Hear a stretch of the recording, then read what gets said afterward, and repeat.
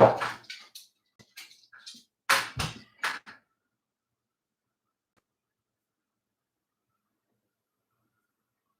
the dogs were doing something weird. Good morning, my lovely little chickadees. I hope that everyone is doing well. We are picking back up with Frankenstein today, reading chapter 9. For those of you joining me, hello. If you missed it over on Teams earlier today, we did a hangout and chatted out and caught up and all that stuff. I'm going to be doing another one next week, so keep an eye on that. Please join us. It was a lot of fun, and just being able to talk to you guys again. I miss y'all so much.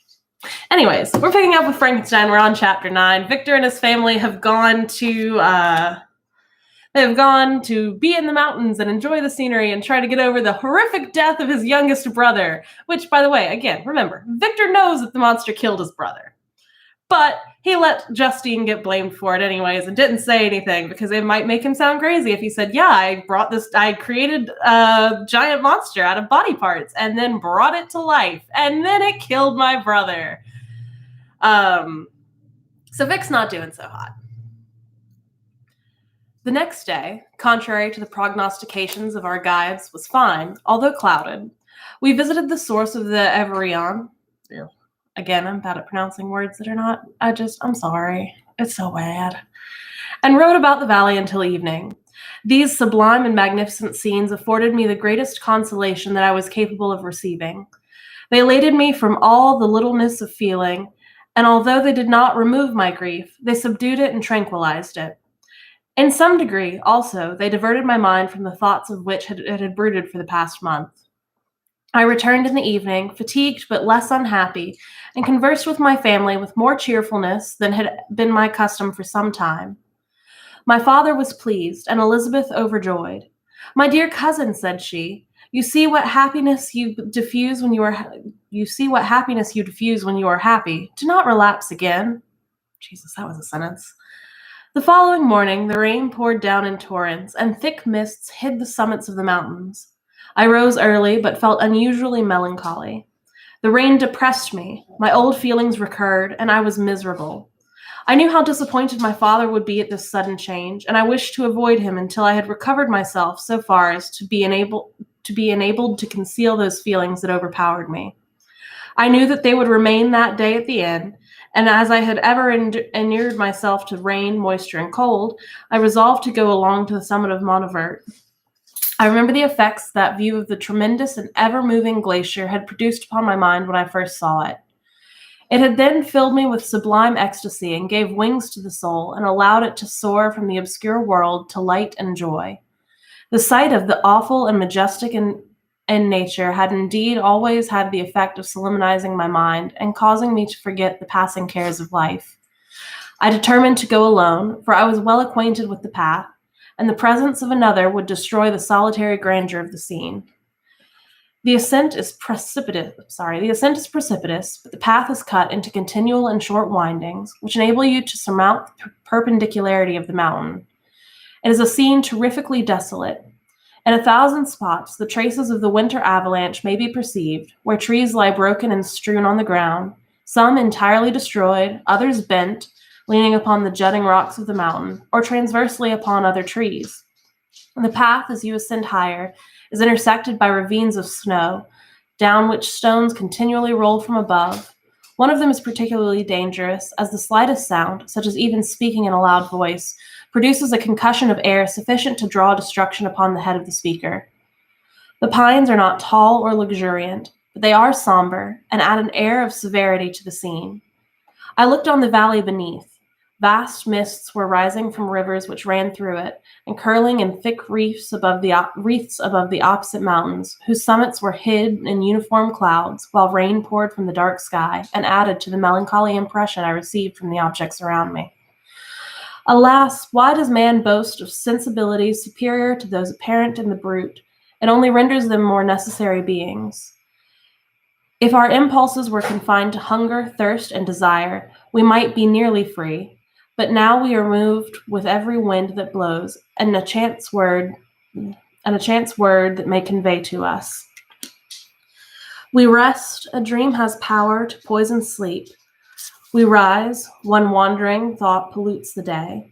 We feel, conceive, or reason, laugh or weep, embrace fond woe or cast our cares away. It is the same, for, be it joy or sorrow, the path of its departure is still free. Man's yesterday may ne'er be like his morrow, naught may endure but mutability. It was nearly noon when I arrived to the top of the ascent. At some time, I sat upon the rocks that overlooked the sea of ice. A mist covered both that and the surrounding mountains. Presently, a breeze dissipated the clouds, and I descended upon the glacier. The surface is very uneven, rising like the waves of a troubled sea, descending low and interspersed by rifts that sink deep. The field of ice is almost a league in width, but I spent nearly 2 hours in crossing it. The opposite mountain is a bare perpendicular rock. From the side where I now stood, Montvert was exactly opposite, at the distance of a league, and above it rose Mont Blanc, in awful majesty. I remained in a recess of a rock, gazing on this wonderful and stupendous scene. The sea, or rather the vast river of ice, wound among its dependent mountains, whose aerial summits hung over its recesses. Their icy and glittering peaks shone in the sunlight over the clouds.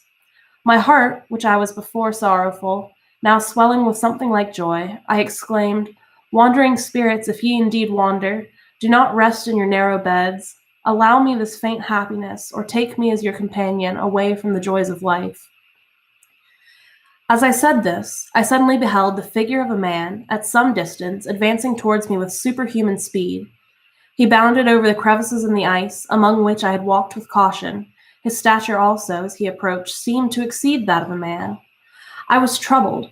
A mist came over my eyes, and I felt a faintness seize me, but I was quickly restored by the cold gale of the mountains. I perceived, as the shape came nearer, sight tremendous and abhorred, that it was the wretch whom I had created. I trembled with a rage and horror, resolving to wait his approach and then close him in mortal combat. His countenance bespoke bitter anguish, combined with disdain and malignity, while its unearthly ugliness rendered it almost too horrible for human eyes. But I scarcely observed this. Anger and hatred had first deprived me of utterance, and I recovered only to overwhelm him with words expressive of furious detestation and contempt. "Devil," I exclaimed, "do you dare approach me? And do not you fear the fierce vengeance of my arm wreaked upon your miserable head?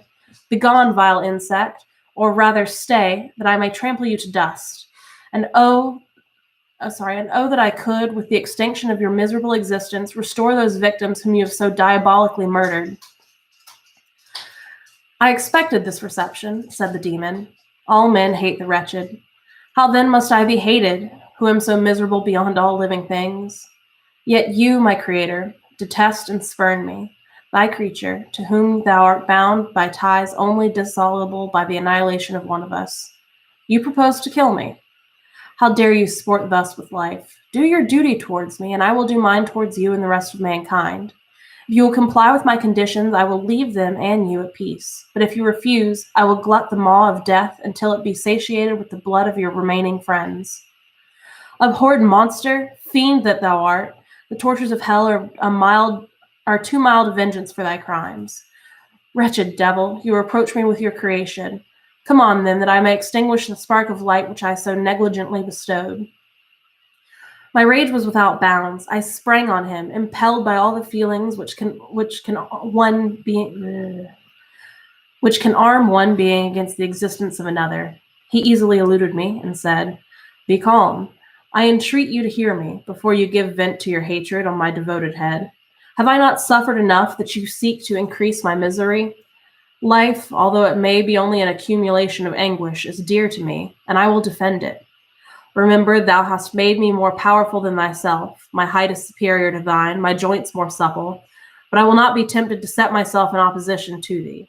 I am thy creature, and I will be even mild and docile to my natural lord and king, if thou wilt also perform thy part which thou owest me. Oh, Frankenstein, be not equitable to every other, and trample upon me alone, to whom thy justice and even thy clemency and affection is most due. Remember that I am thy creature. I ought to be thy Adam, but I am rather the fallen angel, whom thou deliver from joy for no misdeed. Everywhere I see bliss, from which alone I am irrevocably excluded. I was benevolent and good. Misery made me a fiend. Make me happy, and I shall be virtuous again. Begone, I will not hear you. There can be no community between you and me. We are enemies. Begone, or let us try our strength in a fight in which one must fall. How can I move thee? Will no entreaties cause thee to turn favorable eye upon thy creature, who implores thy goodness and compassion? Believe me, Frankenstein, I was benevolent. My soul glowed with love and humanity. But I am not alone. But am I not alone? Miserably alone? You, my creator, abhor me. What hope can I gather from your fellow creatures who owe me nothing? They spurn and hate me. The desert mountains and dreary glaciers are my refuge. I have wandered here many days. The caves of ice, which I only do not fear, are a dwelling to me, and the only one which man does not grudge. These bleak skies I hail, for they are kinder to me than your fellow beings. If the multitude of mankind knew of my existence, they would do as you do, and arm themselves for my destruction. Shall I not then hate them who abhor me? I will keep no terms with my enemies. I am miserable, and they will share in my wretchedness. Yet it is your power to recompense me, and deliver them from an evil which it only remains for you to make so great, that not only you and your family, but thousands of others, shall be swallowed up in the whirlwinds of its rage. Let your compassion be moved, and do not disdain me. Listen to my tale. When you have heard that, abandon or commiserate me, as you shall judge that I deserve. But hear me. The guilty are allowed by human laws, bloody as they may be, to speak in their own defense before they are condemned. Listen to me, Frankenstein. You accuse me of murder, and yet you would, with a satisfied conscience, destroy your own creature. Oh, praise the eternal justice of man. Yet I ask you not to spare me. Listen to me, and then, if you can, and if you will, destroy the work of your hands. Why do you call to my resemblance circumstances of which I shudder to reflect that I have been the miserable origin and author? Cursed be the day, abhorred devil, in which you first saw light. Cursed, although I curse myself, be the hands that form you. You have made me wretched beyond expression. You have left me no power to consider whether I am just to you or not. Begone, relieve me from the sight of your detested form. Thus I relieve thee, my creator, he said, placed his hated hands before my eyes, which I flung from me with violence. Thus I take from thee a sight which you still abhor. Still thou canst listen to me, and grant thee thy compassion. By the virtues that I once possessed, I demand this from you. Hear my tale. It is long and strange, and the temperature of this place is not fitting to your fine sensations. Come to the hut upon the mountain. The sun is yet high in the heavens. Before it descends to hide itself behind yon snowy precipices and illuminate another world, you will have heard my story and can decide. On you it rests, whether I quit forever the neighborhood of man and lead a harmless life, or become the scourge of your fellow creatures and the author of your own speedy ruin. As he said this, he led the way across the ice. I followed. My heart was full, and I did not answer him, but as I proceeded, I weighed the various arguments that he had used and determined to at least listen to his tale. I was partly urged by curiosity, and compassion confirmed my resolution. I had hitherto supposed him to be the murderer of my brother, and I eagerly sought a confirmation or denial of this opinion.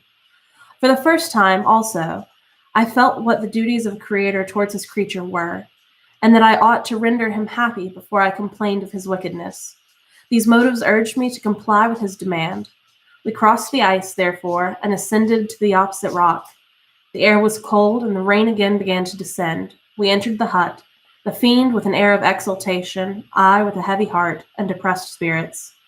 But I consented to listen, and, seating myself by the fire which my odious companion had lighted, thus he began his tale. So we're going to pick up there on Friday, and we're going to start to hear the monster story and see what he's been doing over the past few months as past few years as Victor has been comatose because he gave himself an anxiety attack by creating something that he shouldn't have messed with. It's going to be real fun. I'm very excited. I will see you guys next time. Please be safe. Make good choices. Don't get serial killed. Remember to wash your hands. And I'll talk to you later.